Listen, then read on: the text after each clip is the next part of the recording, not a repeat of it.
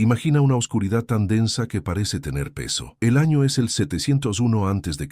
A las afueras de los muros sagrados de Jerusalén, la tierra tiembla, mas no por un terremoto, sino por el paso de 185,000 pares de sandalias de hierro. Son los asirios, la maquinaria de guerra más cruel y eficiente que el mundo antiguo haya conocido jamás. No son solo soldados, son carniceros profesionales que han convertido el asedio en un arte del terror. Desde sus tiendas de campaña, el olor a carne asada y el metal de las espadas afilándose llenan el aire. Se ríen, se burlan del Dios de Israel. El rey Senaquerib ya ha trazado el mapa de la caída de la ciudad. Para él, el rey Ezequías es solo un pájaro enjaulado esperando ser aplastado. Los defensores en las murallas miran hacia abajo y solo ven un mar de antorchas que se extiende hasta el horizonte. La esperanza se ha evaporado. Pero mientras el orgullo de un imperio duerme, soñando con el saqueo y la sangre del amanecer, algo desciende del firmamento.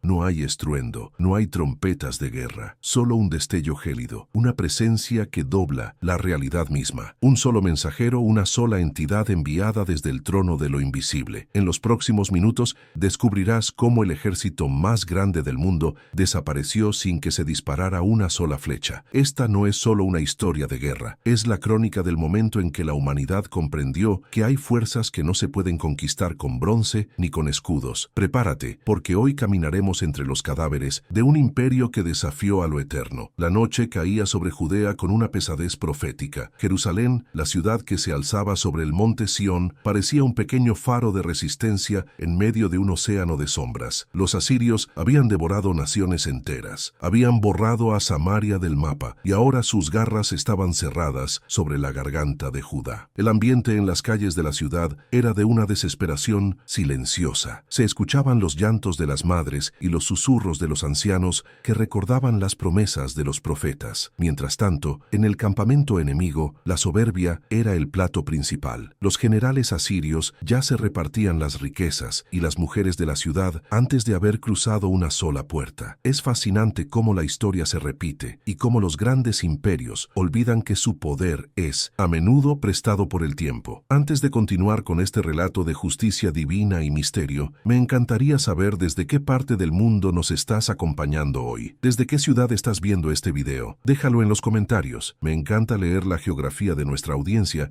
mientras exploramos estos pasajes oscuros de la historia. Ahora, volvamos a ese momento crítico. El rey Ezequías ha entrado al templo, ha rasgado sus vestiduras y ha extendido una carta de amenaza ante el altar. La oración ha sido lanzada al vacío y la respuesta está a punto de descender con una violencia silenciosa que cambiará el destino del mundo para siempre. El cielo se oscurece más de lo normal y un silencio antinatural comienza a silenciar los grillos del campo. El sol se ponía por detrás de las colinas de Judea, tiñendo de un rojo sangre el horizonte, un presagio que nadie en el campamento asirio quiso interpretar correctamente. Senaquerib, el rey de reyes, se sentaba en su trono portátil de marfil y oro, observando las murallas de Jerusalén con un desprecio absoluto. Para él, esta pequeña ciudad era una molestia, un pequeño obstáculo en su camino hacia la conquista total de Egipto. Sus soldados, veteranos de 1000 batallas, estaban relajados. Habían visto caer ciudades mucho más grandes y fortificadas. Sabían que el miedo era su mejor arma. A lo largo del día, el Rabsaces, el alto oficial de Senaquerib, se había burlado de los judíos en su propia lengua, gritando desde afuera de los muros que ningún dios los salvaría, que su confianza en Jehová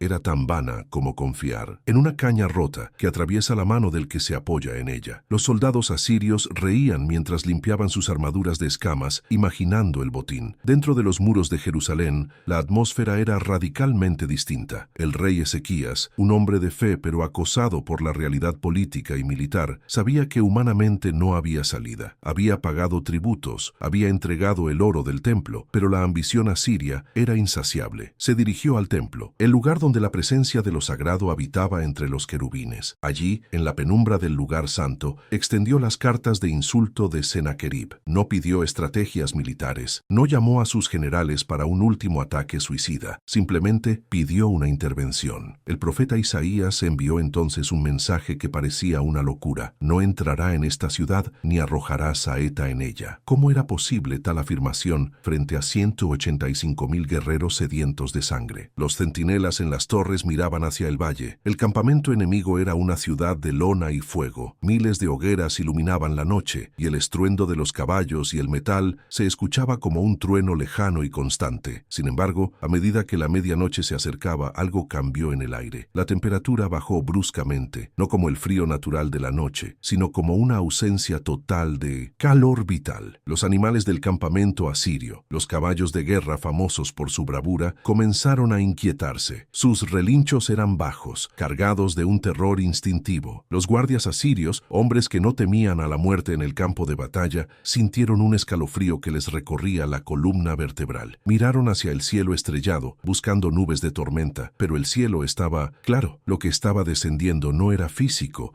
al menos no todavía. Era una voluntad pura, un decreto del trono celestial que se materializaba en la forma de un solo ser. En las Escrituras se le llama el ángel de Jehová. No lo imagines como una figura alada y dulce de las pinturas renacentistas. Imagínalo como una fuerza de la naturaleza, un ejecutor cósmico cuya mera presencia altera la estructura de la vida misma. El ángel no necesitó espadas de acero, su arma era algo mucho más profundo. Se dice que pasó por el campamento como un viento ligero, como un suspiro en la oscuridad. Imagina a un soldado asirio, un veterano de las campañas en Babilonia, cerrando los ojos por un momento para descansar, pensando en su familia en Nínive. En ese instante, el ángel pasa. No hay dolor, no hay grito. El corazón simplemente deja de latir. El oxígeno en sus pulmones se vuelve inútil. La vida se retira del cuerpo como el agua que se filtra en la arena. Y esto se repite 1, 10, 100, 1000, 10.000 veces. El ángel se mueve con una velocidad que desafía el tiempo, atravesando las tiendas, cruzando los pasillos de carros, tocando con su sombra a cada guerrero que había osado desafiar el nombre de su creador. En la ciudad, los vigías notaron algo extraño: el ruido constante del campamento enemigo, los cánticos de guerra, las risas y el choque de copas comenzó a apagarse. Un silencio sepulcral, absoluto y aterrador, se apoderó del valle de Hinnom. No era el silencio de un ejército que duerme, era el silencio de un cementerio que se ha extendido por kilómetros en cuestión de segundos. El aire se volvió pesado, y un olor a ozono y a tierra antigua llenó los pulmones de los que observaban desde las murallas. No entendían qué estaba pasando. ¿Era una trampa? ¿Estaban los asirios preparando un ataque silencioso bajo el amparo de la oscuridad? Los comandantes de la guardia de Ezequías mantenían sus manos en las empuñaduras de sus espadas, esperando el estallido de la batalla que, según toda lógica, debería haber comenzado ya. Pero el ataque nunca llegó.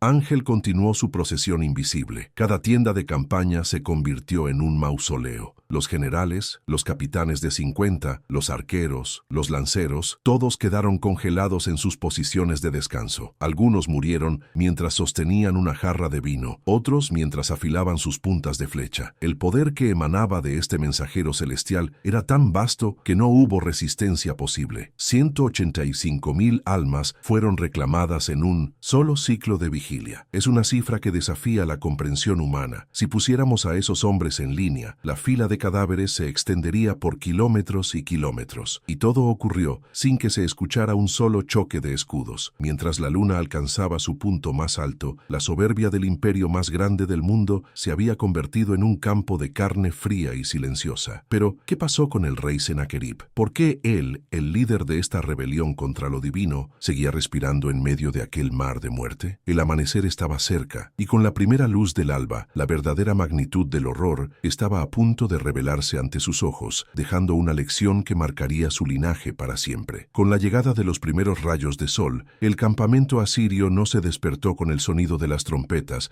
sino con el grito de horror de unos pocos sobrevivientes. Sennacherib salió de su tienda real, esperando ver a sus tropas formadas para el asalto final. En cambio, se encontró con un paisaje de pesadilla. Miles de hombres yacían en sus puestos, pero ninguno se movía. No había sangre, no había heridas visibles, solo el color ceniciento de la muerte grabado en cada rostro. El rey, que se creía un dios en la tierra, corrió entre las tiendas llamando a sus generales, pero solo recibió como respuesta el eco de su propia voz y el zumbido de las moscas que empezaban a llegar. La humillación fue total. El ángel lo había dejado vivir para que fuera el testigo de su propia ruina, para que regresara a su capital no como un conquistador, sino como un fugitivo de la ira divina. Pero la historia no termina con los cadáveres en el valle. Lo que sucedió sucedió después en Nínive demostraría que nadie escapa realmente de las consecuencias de sus actos, ni siquiera dentro de su propio palacio. El sol ya no era un aliado para los pocos que quedaban en pie, sino un juez implacable que iluminaba la magnitud del desastre. Sennacherib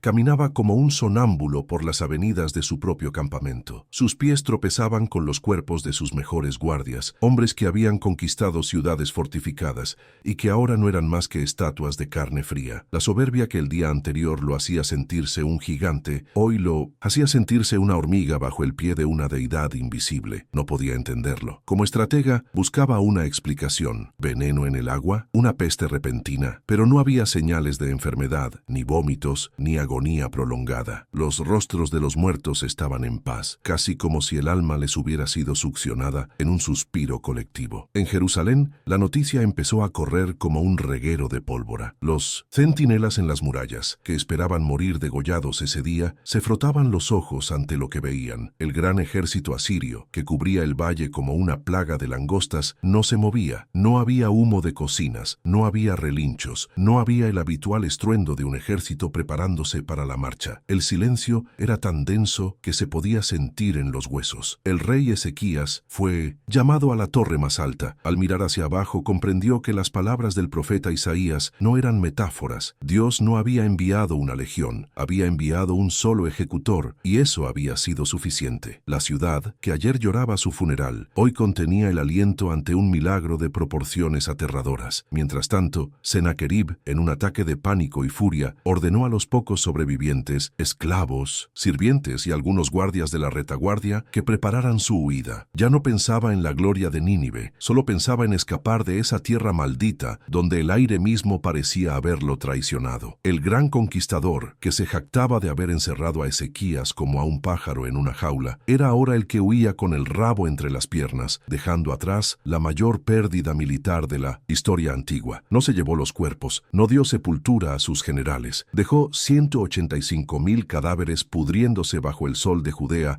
como testimonio de su arrogancia, pero la huida no le traería la paz. Mientras cabalgaba de regreso a su imperio, cada sombra en el camino le parecía la silueta de aquel ángel exterminador. Cada ráfaga de viento le recordaba el suspiro que mató a su ejército. El viaje de regreso fue una marcha fúnebre de semanas, donde el gran rey tuvo que enfrentar las miradas de los pueblos que antes lo temían y que ahora lo veían pasar derrotado, sin su ejército, escoltado solo por el fantasma de su propio fracaso. Lo que Sennacherib no sabía es que el juicio no había terminado en el campamento de Jerusalén. El ángel había marcado su destino y el final de su historia se escribiría en 1900, el lugar donde más seguro se sentía, en el corazón de su propio palacio, ante sus propios dioses. La llegada a Nínive no fue el regreso triunfal que el pueblo asirio esperaba. En lugar de largas filas de prisioneros encadenados y carros cargados de oro de Jerusalén, vieron entrar a un rey envejecido, con la mirada perdida y una escolta miserable. El imperio asirio se basaba en el miedo y en la percepción de invencibilidad. En el momento en que esa invencibilidad se rompió, las grietas empezaron a aparecer en la estructura misma del poder. Los hijos de Sennacherib, Adramelech y Sarecer observaban a su padre con una mezcla de desprecio y ambición. Veían en él a un hombre abandonado por los dioses, un líder que había llevado a la flor innata de la juventud asiria a una fosa común sin nombre. Sennacherib, intentando recuperar su dignidad, se refugió en la religión. Se convenció de que su fracaso se debía a que no había honrado lo suficiente a Nisroch, su dios principal. Pasaba horas en el templo, ofreciendo sacrificios, buscando respuestas en las entrañas de los animales y en el humo del incienso, pero el cielo de bronce no respondía. El vacío que dejó la muerte de 185,000 hombres no podía llenarse con rituales. La economía del imperio flaqueaba, las provincias empezaban a murmurar sobre rebeliones, y el palacio se convirtió en un nido de víboras, donde los susurros de traición eran más fuertes que los cánticos de alabanza. Una tarde, mientras el rey estaba inclinado en oración ante la estatua de Nisroch, el destino que se había gestado en aquella noche trágica frente a los muros de Jerusalén finalmente lo alcanzó. Sus propios hijos, aquellos que debían ser su legado, entraron en el templo. No traían ofrendas, sino espadas. En un acto de traición final, asesinaron a su padre en el mismo altar de su Dios. El hombre que desafió al Dios vivo murió a manos de su propia sangre, demostrando que cuando la protección divina se retira, no hay muro, ni guardia, ni Dios de piedra piedra que pueda salvar a un hombre. La historia del ángel que mató a 185.000 hombres es más que un relato de guerra. Es una advertencia sobre los límites del poder humano y la soberbia de los imperios. Jerusalén se salvó no por su fuerza, sino por una intervención que la ciencia aún intenta explicar y la fe prefiere adorar. Hoy, los arqueólogos encuentran restos de esa época, túneles excavados por Ezequías y crónicas asirias que mencionan el asedio, pero omiten convenientemente el desastre, un silencio histórico que confirma la magnitud de la derrota. Al final, lo que queda es la lección. Incluso el ejército más grande del mundo es nada ante un solo suspiro de lo eterno.